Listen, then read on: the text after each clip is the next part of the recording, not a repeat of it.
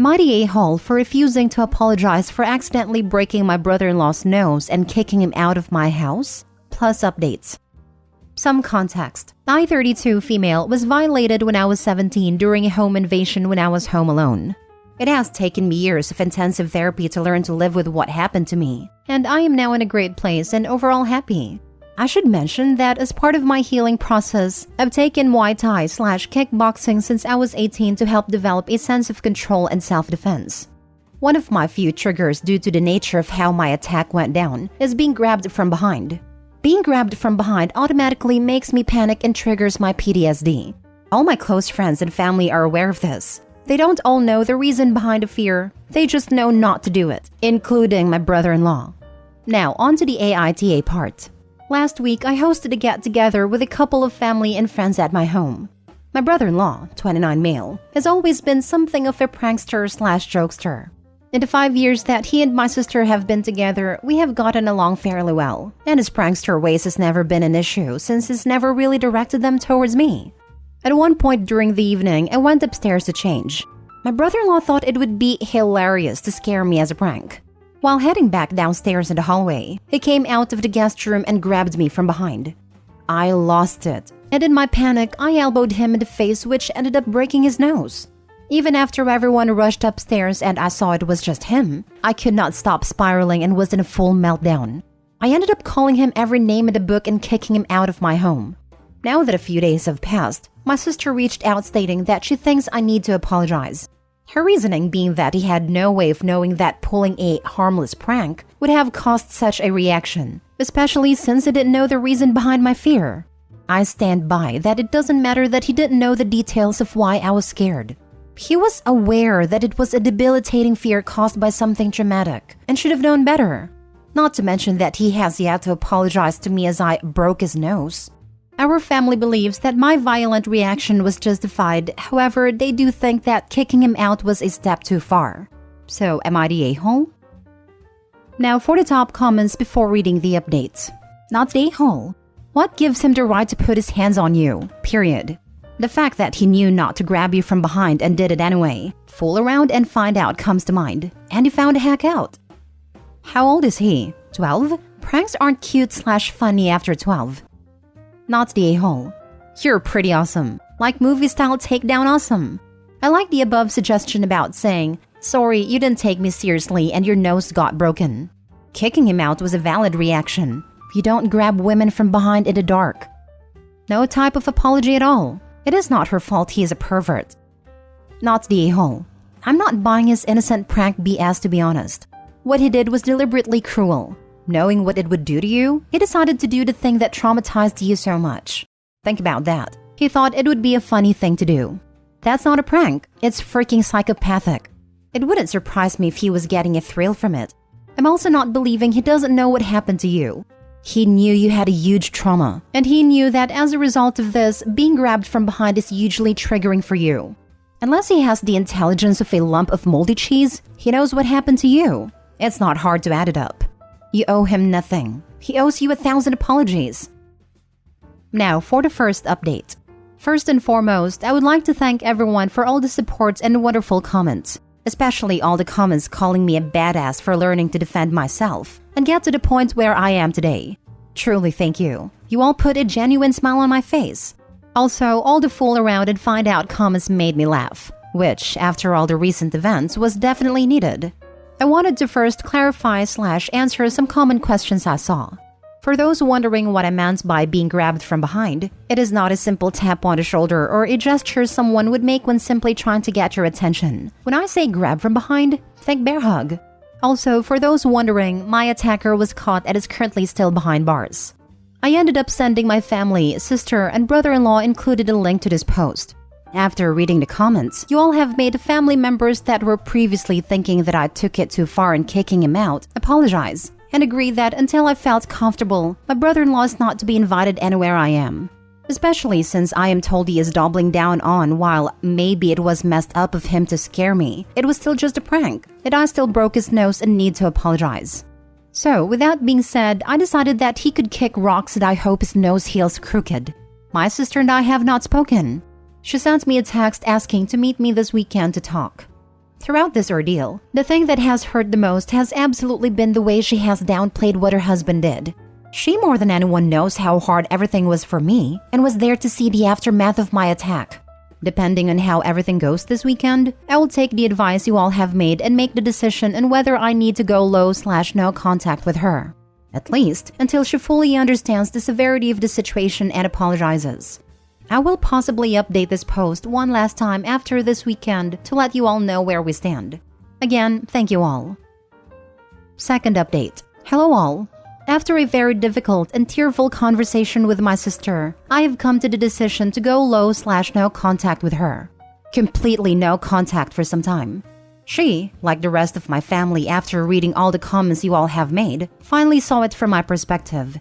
She did apologize and state that she truly does understand what her husband did was wrong. However, she feels that for the sake of her own marriage that she needs to stick behind her husband. And so in the meantime, if her husband is not welcomed somewhere, she will not be there either. I will say I am very hurt and disappointed, but that was her decision to make. Just like I made my decision in keeping my distance, as it's become clear that it will not be possible to maintain a relationship with her without maintaining one with him, which is not something I am willing to do for the foreseeable future. Almost 3 weeks after the event and after reading hundreds of comments, this man is still doubling down. Even apparently had the nerve to say that the reason why everyone is on my side is because I provided a sob story beforehand. He still apparently fully believes that despite it being messed up, it was still just a joke, and I overreacted, and I'm lucky that he doesn't decide to sue me for the medical bill that he is going to receive for the broken nose. Not that it will go anywhere, as him grabbing me is considered crime. Why do these pranksters think their desire to pull pranks is more sacred than the desire to feel safe in one's own body/home? What is funny about making a woman think she is being attacked? Brother-in-law isn't a prankster, he's a bully. He's lucky it's taken him this long to get his comeuppance. In my experience, people who call themselves pranksters are usually just annoying a-holes. I was pranked by one of my seniors in my college hostel. In her defense, it was not just her, but a lot of idiots who used to do this. Anyhow, she waited in the dark while I was coming out of the cafeteria after dinner. She just made a very loud noise and jumped in front of me. I freaked the heck out, and in reflex slapped her in her face. It was not even in retaliation, just my reflex in that situation. I apologized. She also kinda did. But no one pranked me after that. We all used to joke about it months after this instance. Who the heck sneaks out of a bedroom and grabs a woman from behind by surprise, in her own house, when everybody else is downstairs? This was not a simple prank by jokester. This is sicko behavior. And then it calls the OP's history a sob story? Her actually being freaking violated? This man is dangerous, and I would be worried about OP's sister living with him. Good for the OP breaking his nose. Too bad she didn't rupture his balls. Yeah, it sounds like a guy testing the waters to see how far he can go and still get away with it. A lot of predators test out their technique for creepery on women in their families first. I think she angered him earlier, probably something minor at that he was trying to put her in her place under the guise of a prank. Next story. Would I be the a-hole if I refused to let a friend move in due to their other friendships? Academic year 2019 to 2020. Whilst doing my master's degree, I, 26 female, lived in a flat where I was viciously bullied and gaslit. It put me in an extremely dark place mentally, and I'm still in therapy due to this. It was mostly a group of 3, Jade, 24 female, Erin, 25 female, and Ben, 28 male. I moved into the flat alongside a close friend, Jane, 25 female. Jane did join in with some of the bullying and did absolutely nothing to stop the rest as they were her friends.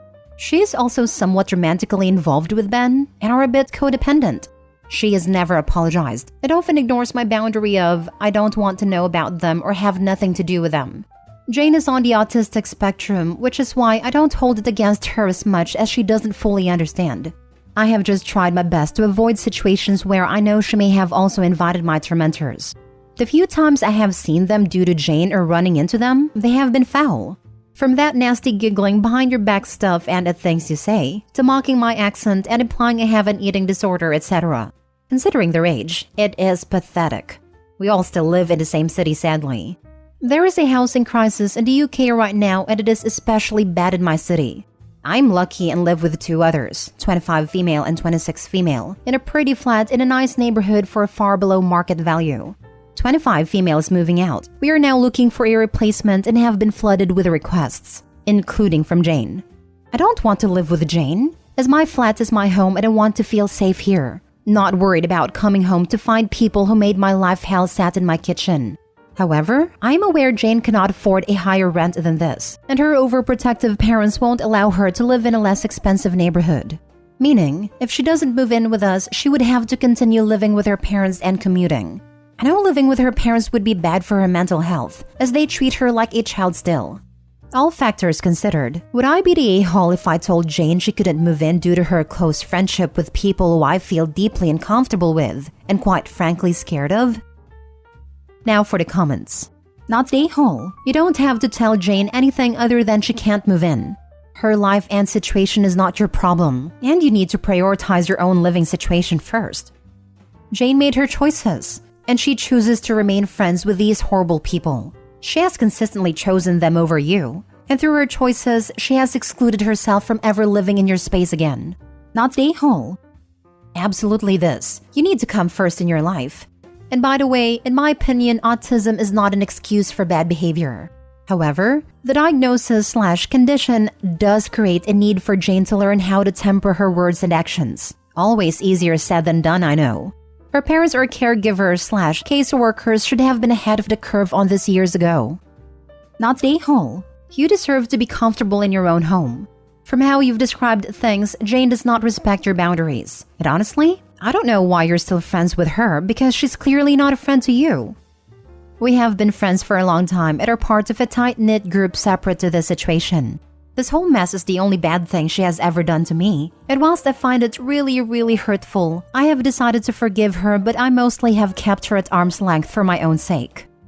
It sounds like you already know what to do. This may be the only bad thing she's done, but it's a pretty big deal, and she still hangs out with these people who have caused you mental anguish. I think you already know that her living in the flat with you will also bring Jade, Aaron, and Ben back into your life as well. Your home should be your safe space, and you have every right to protect your peace. Last story. Am I the a-hole for selling my father's house even though his widow lives there? My 33 female father died recently. He had been married to his widow Penny for about 7 years before. I was not close with my father. We spoke regularly and enjoyed each other's company, but I can't say either of us knew each other well, for many years before his death. When he died, I was surprised to learn that he had left his entire estate to me. He put everything in trust a year before his death, and I am the sole beneficiary.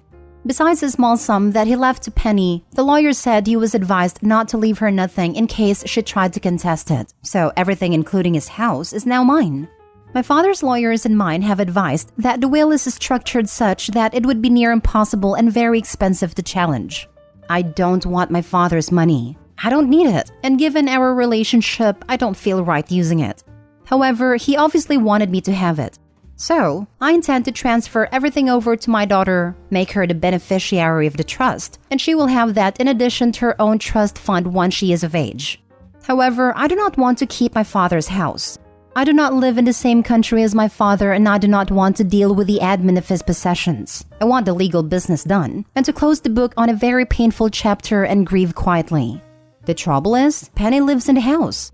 Penny does not work and was financially dependent on my father. So while the lawyers say she could fight to stay living in the house, she likely can't afford legal counsel. Also, because of her lack of income, she would never be able to maintain the house, which is quite large. So I would then have to keep up the house and grounds while she lived there, which I am not willing to do, both because of the cost and because of the continued involvement with my father's life, which I do not want.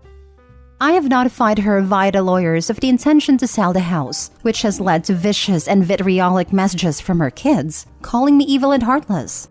I understand this is inconvenient for them, but I'm not responsible for what my father decided to do, nor am I responsible for the people or the mess he left behind. I'm not doing this to get one over on Penny. I'm just trying to be done with a traumatic part of my life. Am I the a-hole? Because of the cost for upkeep that you can't afford, I'm going to go with no a-holes here. Except your father, because I find it unconscionable that all he left to his widow was a small sum, and even that was only to avoid her contesting it. Why on earth was he married to someone he cares so little about? My father was a peculiar man. It's quite possible Penny did something small to irritate him one day, and this is how he took his revenge. Once you have a set price with your realtor, give her and her family a chance to purchase the house before you list it. Then if they refuse, go ahead and sell, not the a-hole. This is the right way to do it. Tell her family you are not going to be responsible for the property and are selling, but you will give them the chance to purchase the property before listing it. I have a strong feeling no one will step up. I think this is one of those situations where you have to consider if you can live with your own decision. Opie may be legally in the clear, but this is a deeply personal moral question, since the dad sounds like a horrible man who forced Opie to play a cruel game upon his death. Opie admits it is possible that this whole inheritance could have been a vindictive act of revenge against the wife for something very minor. It is very cruel to have left his wife, who was financially dependent on him, in a completely vulnerable state, and Opie neither wants nor needs the money. While this is Opie's choice to make, they have to decide if they want to play an unwilling role in their father's twisted games, or perhaps sign the house over to the late wife just for their conscience sake.